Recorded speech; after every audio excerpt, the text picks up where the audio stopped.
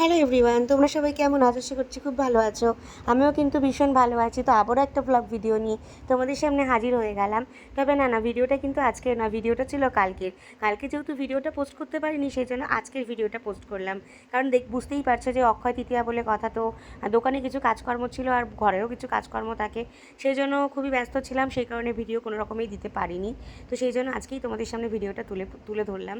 তো সকালবেলা ঘুম থেকে উঠে গেছি, উঠেই ঘরের সমস্ত কাজকর্ম সেরে ফেলেছি এবং শুভ দাদাকে স্কুলে ছেড়ে দিয়ে তারপরে রেডি হয়ে নিলাম। দুজনে মিলে স্নান সেরে একদম ঘরে ঠাকুরকে পুজো দিয়ে বেরিয়ে পড়লাম বাইরের মন্দিরে পুজো দেওয়ার জন্য।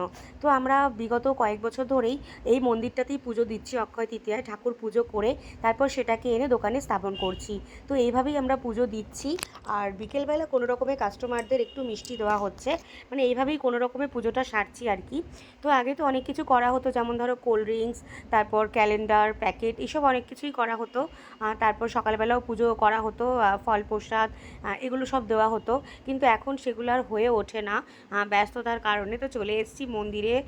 দেখতেই পাচ্ছ মন্দিরে কত মানুষ ভিড় করেছে অক্ষয় তৃতীয়ার পুজো দেওয়ার জন্য।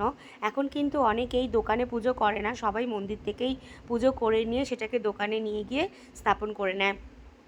তো দেখো আমিও লাইনে দাঁড়িয়ে পড়েছি। তো দেখছিলাম মায়ের মুখটাকে, এত সুন্দর লাগছিল সত্যি। আমি না শুধু মায়ের মুখের দিকেই একদৃষ্টে তাকিয়েছিলাম। তো তারপর দেখো যখন আমাদের অক্ষয় তৃতীয়ার পুজোটা হয়ে গেছে, তারপর ভাবলাম যে না, মাকে একটু অঞ্জলি দিয়ে তারপরেই যাব। কারণ আমরা যেখানে পুজোটা দিয়েছি সেখানে ব্রাহ্মণ আলাদা করে পুজো করেছে আমাদের ঠাকুরটাকে, সেখানেও অঞ্জলি দিতে হয়েছে, কিন্তু এই অঞ্জলিটা আমরা আলাদাভাবেই দিয়েছি। তো এটা হলো মায়ের অঞ্জলি। এখানে সবাই বসে পড়েছে মাকে অঞ্জলি দেওয়ার জন্য। সবার প্রথম মাকে আগে ভোগ নিবেদন করা হবে, পুজো করা হবে, আরতি করা হবে। তারপর মায়ের ভোগ নিবেদন হয়ে গেলে তারপর আমাদেরকে অঞ্জলি দেওয়াবে। সেই জন্যই বসে বসে বাইরে অপেক্ষা করছিলাম। আর মায়ের একটা ছোট্ট করে ভিডিও করে নিলাম। এদিকে দেখো মহাদেবকে পুজো করা চলছে, আর ওইদিকে ছোট্ট রাধাকৃষ্ণের মূর্তি। কি সুন্দর নাইনা বলো? মা রাধাকৃষ্ণের মূর্তিটা সত্যি অসাধারণ দেখতে। তো আমার প্রচণ্ড গরম লাগছিল, কিন্তু গরম লাগলেও আমি ভেবেই নিয়েছিলাম যে মাকে অঞ্জলি না দিয়ে আজকে তো যাবই না। তো সেজন্যই বসে পড়েছিলাম মাকে অঞ্জলি দেওয়ার জন্য। ঠাকুরমশাই পুজো করছিল আর আমরা সবাই ওখানে অপেক্ষা করছিলাম অঞ্জলি দেওয়ার জন্য। তো তারপর দেখো এখানে অঞ্জলি যখন শুরু হলো, আমরা কোনো রকমে অঞ্জলিটা দিলাম। তো অঞ্জলিটা দেওয়ার পর তারপর কিন্তু সেখানে ভোগ বিতরণ শুরু হয়ে গিয়েছিল।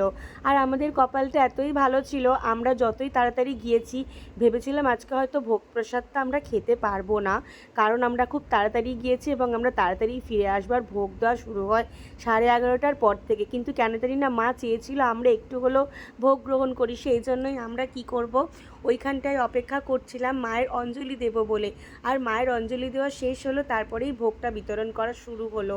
যাই হোক, বলে না কপালে যদি থাকে সবটাই হয়ে যায়।